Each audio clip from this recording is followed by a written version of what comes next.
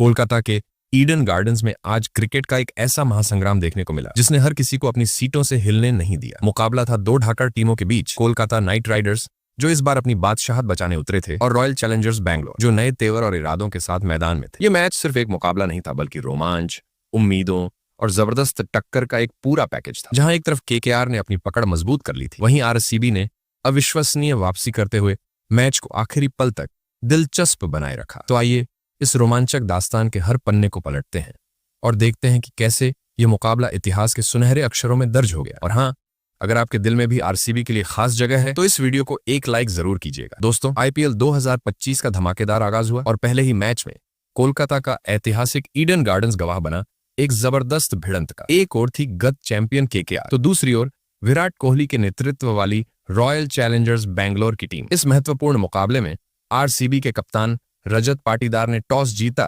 और पिच की परिस्थितियों को भांपते हुए पहले गेंदबाजी करने का फैसला किया, जिसके चलते घरेलू टीम केकेआर को पहले बल्लेबाजी का न्योता मिला। केकेआर की प्लेइंग 11 में युवा तेज गेंदबाज स्पेंसर जॉनसन ने अपनी शुरुआत की, जिससे टीम के गेंदबाजी आक्रमण को एक नया आयाम मिला। वहीं आरसीबी के खेमे से एक चौंकाने वाली खबर आई कि उनके अनुभवी तेज गेंदबाज भुवनेश्वर कुमार इस मैच का हिस्सा नहीं थे, जिन्हें मामूली चोट लगी थी। अब बात करते हैं केकेआर की पारी की। क्विंटन डी कॉक और सुनील नारायण की नई सलामी जोड़ी मैदान पर उतरी। इन दोनों ही आक्रामक बल्लेबाजों पर टीम को एक तेज और मजबूत नींव रखने की जिम्मेदारी थी। आरसीबी की रणनीति शुरुआती विकेट हासिल कर केकेआर पर मनोवैज्ञानिक दबाव बनाने की थी। डी कॉक ने पहली ही गेंद पर चौका झड़कर अपने इरादे स्पष्ट कर दिए, लेकिन पहले ओवर की 5वीं गेंद पर जोश हेजलवुड की एक बेहतरीन गेंद ने डी कॉक को विकेटकीपर के हाथों कैच करा दिया। केकेआर को 4 रन के मामूली स्कोर पर पहला झटका लगा। डी कॉक ने 5 गेंदों में 4 रन बनाए। नंबर 3 पर कप्तानी का भार संभालने अजिंक्य रहाणे उतरे। उन पर एक बड़ी और सूझबूझ भरी पारी खेलने का दारोमदार था,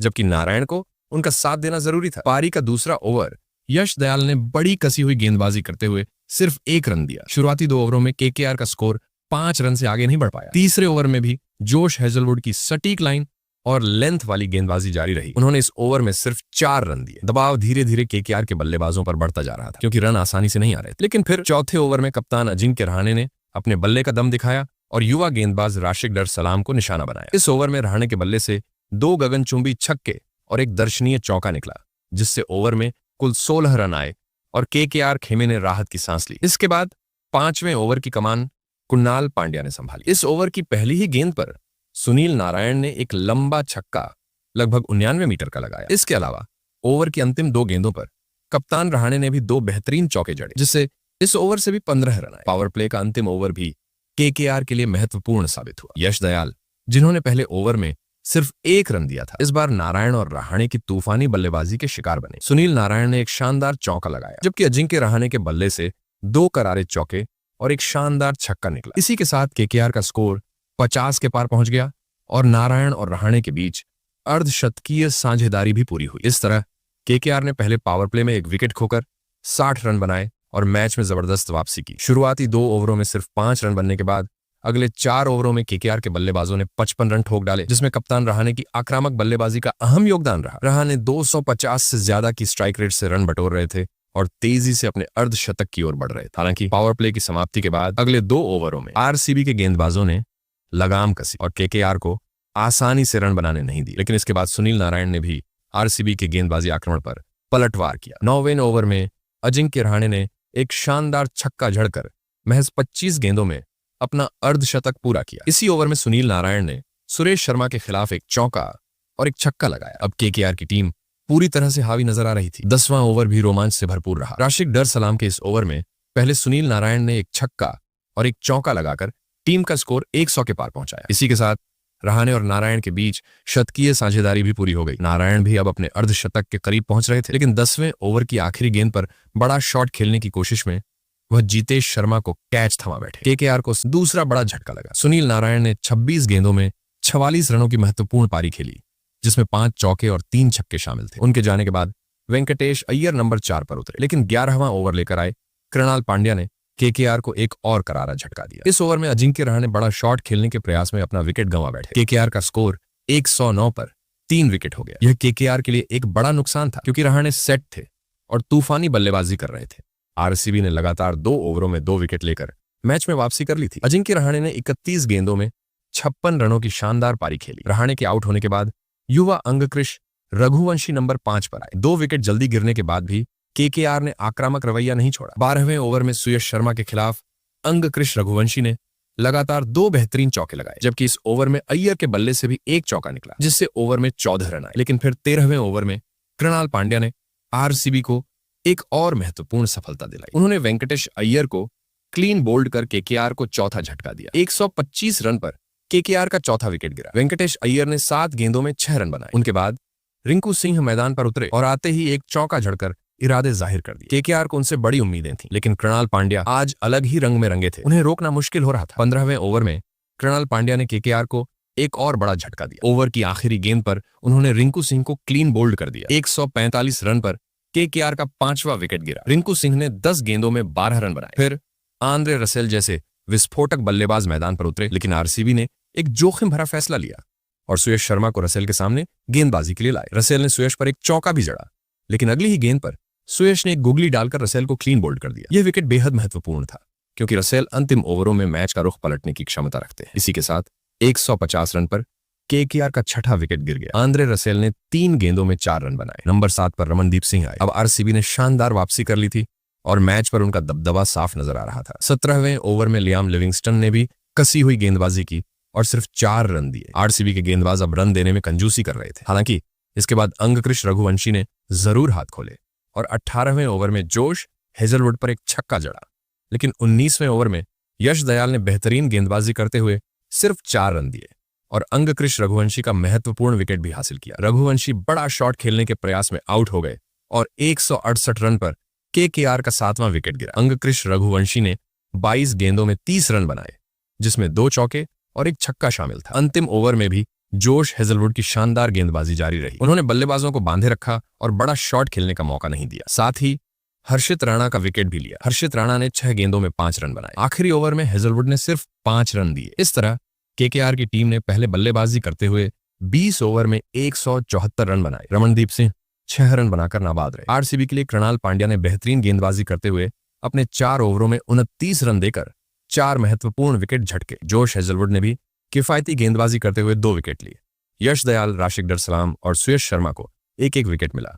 अब आरसीबी को जीत के लिए 20 ओवरों में 175 रनों का लक्ष्य छेज करना था। मैदान पर उतरे विराट कोहली और फील्ड साल्ट की सलामी जोड़ी। इन दोनों पर टीम को एक ठोस शुरुआत दिलाने की बड़ी जिम्मेदारी थी। केकेआर को अगर मैच में पकड़ बनानी थी तो शुरुआती विकेट लेना जरूरी था, लेकिन आज कोहली और साल्ट अलग ही मूड में नजर आ रहे थे। उन्होंने पहले ही ओवर से केकेआर के गेंदबाजों पर धावा बोल दी। वैभव अरोड़ा के पहले ओवर में कोहली और साल्ट दोनों के बल्ले से एक एक चौका निकला, जिससे आरसीबी ने पहले ओवर में 12 रन बना लिए। हालांकि दूसरे ओवर में स्पेंसर जॉनसन ने कसी हुई गेंदबाजी करते हुए सिर्फ 5 रन दिए। बल्ले और गेंद के बीच अच्छी टक्कर देखने को मिल रही थी, लेकिन फिर तीसरे ओवर से आरसीबी के बल्लेबाजों ने केकेआर के गेंदबाजों को आड़े हाथों लिया। वैभव अरोड़ा के खिलाफ फील्ड साल्ट ने 2 चौके और एक छक्का लगाया, जबकि कोहली के बल्ले से भी एक चौका निकला। इस ओवर से 20 रन आए और आरसीबी को एक तूफानी शुरुआत मिल गई। रन तेजी से बन रहे थे। कप्तान रहाणे ने स्पिन का दांव खेला और वरुण चक्रवर्ती को आक्रमण पर लगाया, लेकिन फील्ड साल्ट पर इसका कोई असर नहीं हुआ। वह हर गेंदबाज पर हावी होकर खेल रहे थे। वरुण चक्रवर्ती के खिलाफ भी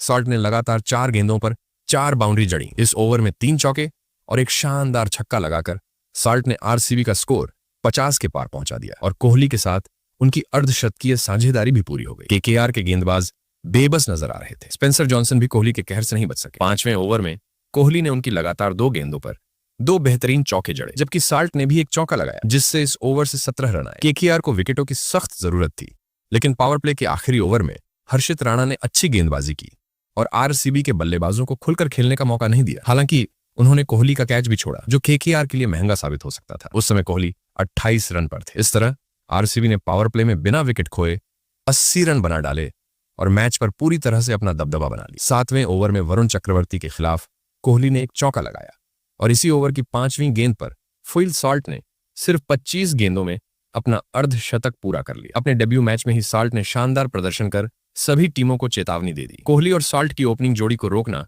केकेआर के लिए मुश्किल साबित हो रहा था। 8वें ओवर में सुनील नारायण ने किफायती गेंदबाजी की।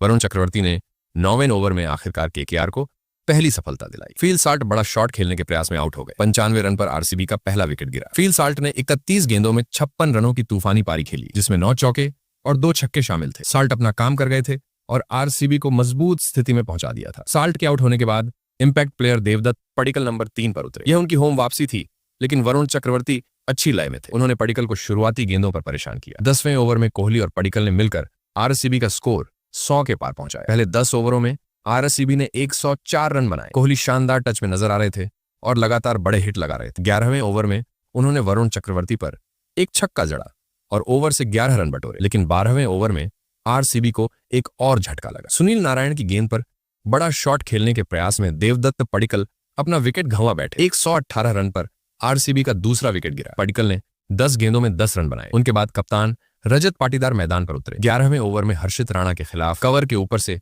शानदार चौका लगाकर विराट कोहली ने इस टूर्नामेंट का अपना पहला अर्धशतक पूरा किया। उन्होंने सिर्फ 30 गेंदों में तूफानी 50 जड़ी। इसके बाद रजत पाटीदार ने भी अपने हाथ खोले और केकेआर के गेंदबाजों पर काउंटर अटैक शुरू कर दिया। 14वें ओवर में उन्होंने सुनील नारायण पर एक बेहतरीन छक्का लगाया। अब मैच पूरी तरह से आरसीबी के पक्ष में झुक चुका था। 13वें ओवर में हर्षित राणा के खिलाफ भी पाटीदार ने आक्रामक रुख दिखाया और उनके ओवर में 4 चौके झड़कर 19 रन बटोरे। इसी के साथ पाटीदार ने आरसीबी को 150 के पार पहुंचा दिया। पाटीदार ने अपनी बल्लेबाजी से जता दिया कि वह इस बार अलग इरादे से उतरे हैं और अपनी टीम को चैंपियन बनाने का दम रखते हैं। 16वां ओवर भी रोमांचक रहा। पाटीदार ने वैभव अरोड़ा पर चौका लगाया, लेकिन अगली ही गेंद पर अरोड़ा ने पाटीदार को आउट कर दिया। 162 रन पर आरसीबी का तीसरा विकेट गिरा। पाटीदार ने 16 गेंदों में 34 रनों की तूफानी पारी खेली, जिसमें 5 चौके और एक छक्का शामिल था। उनके बाद लियाम लिविंगस्टन नंबर 5 पर उतरे और आते ही पहली गेंद पर चौका लगाकर अपने इरादे जाहिर कर दिए। 17वें ओवर की पहली गेंद पर लिविंगस्टन ने स्पेंसर जॉनसन पर एक छक्का और फिर अगली गेंद पर चौका लगाकर आरसीबी को 17वें ओवर में ही लक्ष्य तक पहुंचा दिया। इस तरह आरसीबी ने 7 विकेट से आसानी से यह मुकाबला जीत लिया और सीजन की अपनी पहली जीत दर्ज की, जबकि डिफेंडिंग चैंपियन केकेआर को पहले ही मैच में हार का सामना करना पड़ा। आरसीबी के लिए विराट कोहली ने 36 गेंदों में 59 रनों की शानदार पारी खेली, जिसमें 4 चौके और 3 छक्के शामिल थे। लियाम लिविंगस्टन ने 5 गेंदों में 15 रन बनाए, जिसमें 2 चौके और एक छक्का शामिल था। केकेआर के सभी गेंदबाज महंगे साबित हुए। वैभव अरोड़ा, वरुण चक्रवर्ती और सुनील नारायण को एक एक विकेट मिला। इस मैच में आरसीबी ने दिखा दिया कि वह इस टूर्नामेंट के लिए पूरी तरह से तैयार है। उनकी बल्लेबाजी हमेशा से मजबूत रही है, लेकिन इस बार उनकी गेंदबाजी में भी धार नजर आई। आरसीबी को रोकना इस बार किसी भी टीम के लिए आसान नहीं होने वाला है और इस रोमांचक मुकाबले के मैन ऑफ द मैच का पुरस्कार कृणाल पांड्या को दिया गया, जिन्होंने गेंद से शानदार प्रदर्शन करते हुए 4 महत्वपूर्ण विकेट हासिल किए और मैच का रुख आरसीबी की ओर मोड़ दिया। दोस्तों, आपके अनुसार आरसीबी की इस जीत का असली हीरो कौन है? अपनी राय कमेंट में जरूर बताएं।